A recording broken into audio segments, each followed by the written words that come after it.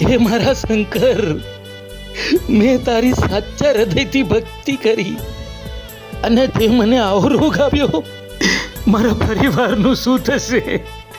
મારા દીકરાનું, મારી પત્નીનું શું થશે? તું જવાબ આપ, તું જવાબ આપ. કાળી રે મજૂરી કરી અમને રે ભણાવતા, હોય ઘણા દુખડા તો ઘરમાં ના જણાવતા. આંબળીને ટીકડા ખાવા રે પાવલી રે આપતા, રૂપિયાના ઢગલા હવે પાવલીના તોલે ના આવતા.